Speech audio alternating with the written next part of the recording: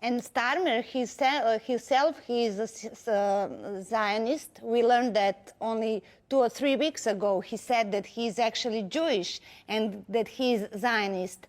And that's what I find actually strange. You have mentioned the pressure from the public opinion in Western countries, which is okay and that exists.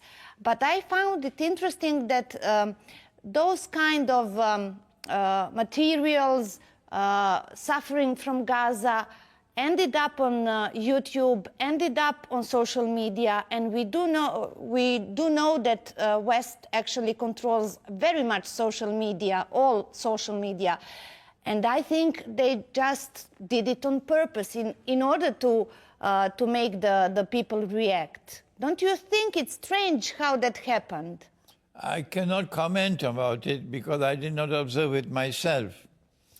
What I can comment about is that there is no sincere change of heart on the part of these countries which are now extending recognition to Palestine. Exactly, and I'm sure that actually they do know that Israel is going to hit hard because of this. Now, is that what they are wanting? What I want to add from my Islamic eschatological perspective, and I believe both the Christian and Muslims in this region of the world would be interested in learning something they don't know about. And that is that in Islamic eschatology, I have come to the conclusion that there is the Antichrist. The Christian knows the Antichrist. Oh yes, the whole of the Balkans know about the Antichrist. But this is not taught in the classrooms of political science, no. The West says you must keep religion and politics separate. I don't accept that. And so we know that the Antichrist, we know of him as Dajjal, the false Messiah. All the Muslims of the Balkans know about this.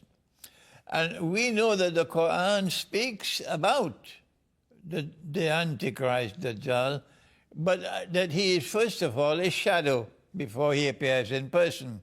And the shadow comes in 3 parts. When I wrote my book, Jerusalem in the Quran, which has not been translated to Serbian, 25 years ago, I said, from my perspective of international relations, in the first part of the shadow, modern Western civilization gave us Pax Britannica, with a mysterious obsession with the Holy Land, culminating in the Balfour Declaration.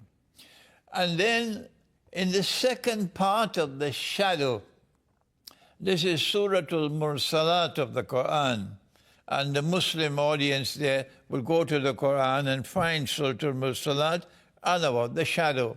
In the second part of the shadow, modern Western civilization gave us Pax Americana.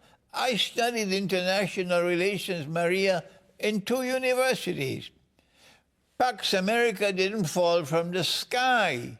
There must be a reason why it emerged.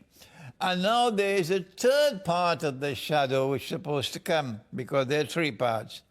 And I said in that book 25 years ago that the third part of the shadow would be a Pax Judaica.